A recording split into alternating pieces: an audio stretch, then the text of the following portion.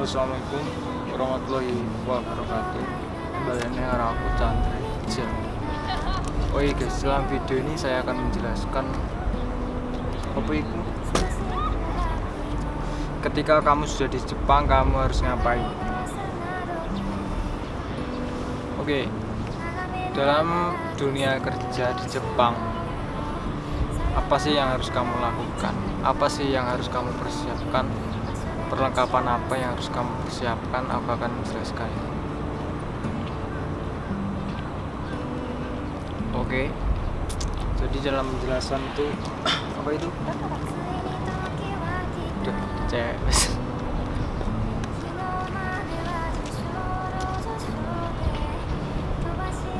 Cetak sana sih. Oh, apa ya bang? Tolong nanti. Oke, dalam perlengkapan apa sih yang harus kamu persiapkan sebelum kamu berangkat ke Jepang, yaitu mental kerja, mental mandiri, harus bisa apa-apa harus bisa sendiri ya mas. Contohnya masak kayak ya pokoknya mandiri lah, harus berlatih mandiri dari rumah. Oke, dan setelah sampai di Jepang, apa sih kamu harus ngapain, harus latihan apa? Kalau sebelum kerja itu pasti sebelum kamu masuk dalam dunia pekerjaan pasti kamu dilatih dulu guys, dilatih dulu atau kengsu dulu selama 2 minggu tergantung perusahaan masing-masing. Jadi ya dalam perusahaan masing-masing ada yang seperti saya pelatihannya banyak, ada juga yang pelatihannya sedikit di perusahaan saja berapa minggu, ada juga nggak ada kengsu atau nggak ada latihan seperti itu. Jadi kalau kalian kerja di Jepang itu kerjanya sebaiknya biasa aja ya, nggak usah terlalu rajin, nggak usah terlalu apa itu. Oh iya, aku di sini di Jepang, oh aku pengen kerjanya gimana, pokoknya pikirannya itu kayak rajin loh. Rajinnya itu gimana ya? Ya motivasi untuk kalian kalau kerja di Jepang jangan rajin-rajin. Karena apa? Karena kalau kalian rajin, kalian itu sering dimanfaatkan sama orang Jepang. Ini berdasarkan pengalaman saya. Jadi waktu saya pertama datang itu, saya itu terlalu rajin guys. Sampai 1 tahun setengah aku itu terlalu rajin. Berangkat itu pasti pagi ya standar lah, pasti pagi itu berangkat, bersih harus sendiri, orang Indonesia sendiri, padahal itu juga ada orang Vietnam. Dan itu harus dilakukan, dan itu ya atas kemauanku sendiri ya gimana kayak biar apa itu mencerminkan orang Indonesia itu seperti ini gitu, maksud saya itu biar suatu saat nanti ada junior kita. Tapi kalau saya bandingkan, apa saya bandingkan sama perusahaan saya sama perusahaan lain, itu memang beda guys. Jadi kalau misalnya kalian tuh terlalu rajin, pasti kamu sering dimanfaatkan.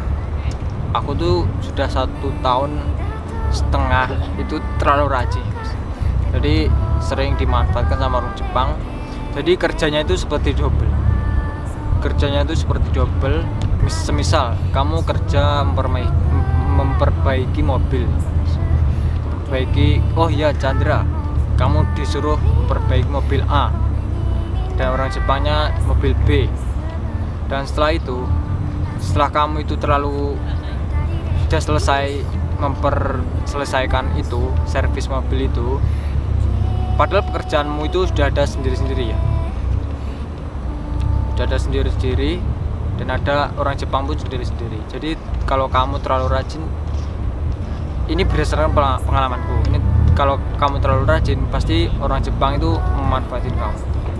Semisal aku kerja di mobil A ini harus selesai pada jam ini. Setelah itu pokoknya satu mobil tuh kalau gimana ya, kalau ada garapan satu mobil itu ada waktunya itu ada yang 30 menit, minimal tuh 30 menit untuk satu mobil, minimal 30 menit, maksimal 2 jam, sekitar segitu ya, tergantung memperbaiki apa, tergantung servis apa dulu, semua ada waktu-waktunya. Jadi kalau misalnya aku satu mobil 30 menit ya, tapi aku tuh satu mobil tuh mungkin nggak ada 30 menit. Contoh aku servis unit tank tuh satu tahun pemeliharaan. Jadi di Jepang itu kan ada bulanan ya guys, untuk servis mobil itu ada yang 1 bulan itu harus servis, 6 bulan saya harus servis, 12 bulan harus servis, dan yang keempat itu harus 2 tahun itu harus servis, dan itu harus wajib di servis di tempo-tempo atau cabang-cabang yang ada di Jepang, itu wajib.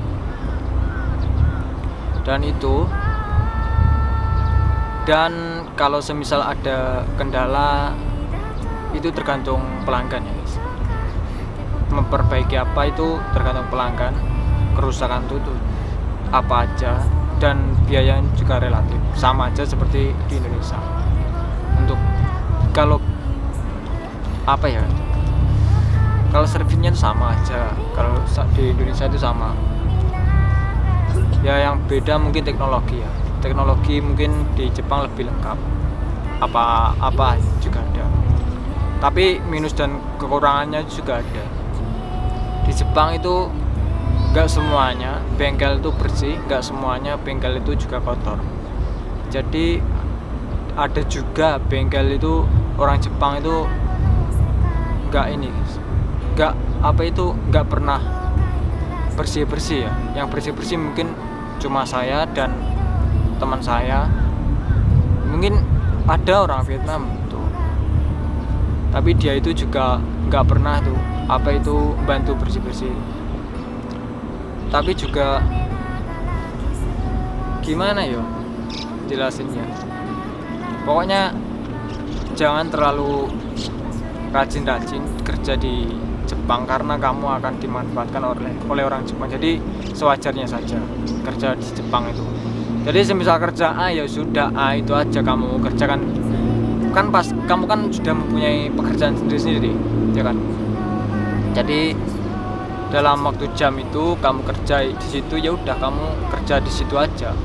Kalau untuk orang Jepang itu gak usah diladenin. Kenapa loh? Dia tuh juga punya pekerjaan sendiri. Gaji kita juga kecil kok. Orang Jepang gajinya besar. Jadi jangan mau dimanfaatin oleh orang Jepang. Oke. Ya kalau bisa berangkat itu juga standar aja, nggak usah terlalu pagi itu berangkat, nggak usah. Tapi juga jangan terlalu mepet jam ya guys. Ya standar lah. Sebelum jam closing itu, sebelum 15 jam masuk, 15 menit jam masuk, kalian sebaiknya harus udah ada di perusahaan, atau 10 menit sebelum bel masuk kalian sudah ada di perusahaan. Tapi semisal kalian pulang, kalau nggak ada lembur, udah langsung aja pulang, nggak apa-apa, nggak usah terlalu aku ingin di sini aja dulu lah. Kalau aku tuh nggak ada ya pemikiran seperti itu ya karena buat apa ya di situ ya, sudah nggak digaji kok. Kalau waktunya sudah pulang ya udah pulang aja. Tapi itu tergantung kalian juga. Kalau kalian ingin pulang ya silakan pulang, kalau enggak ya terserah kalian. Setelah itu ya di Jepang pastinya kan harus bisa masak sendiri kan, apa-apa harus sendiri. Jadi kalau kalian tidak tahu, kalian bisa tanya sama orang Jepang.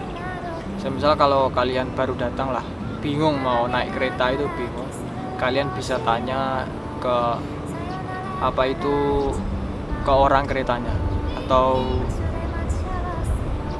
apa ya namanya, ya pokoknya pegawainya yang pelayanan yang ada di kereta, kamu tanya di situ pasti nanti dikasih tahu.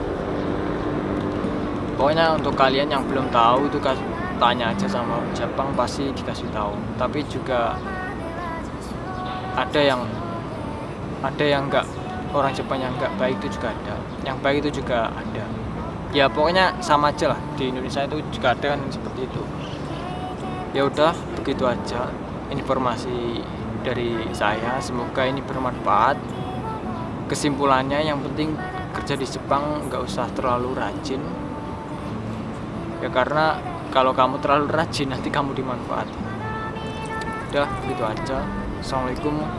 Wassalamualaikum warahmatullahi wabarakatuh. Jangan lupa subscribe.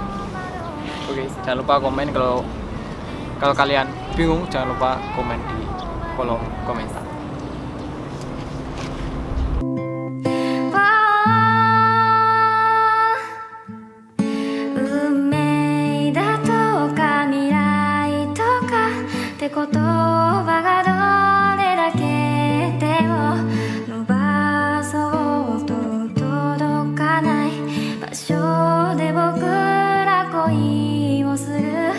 時計の針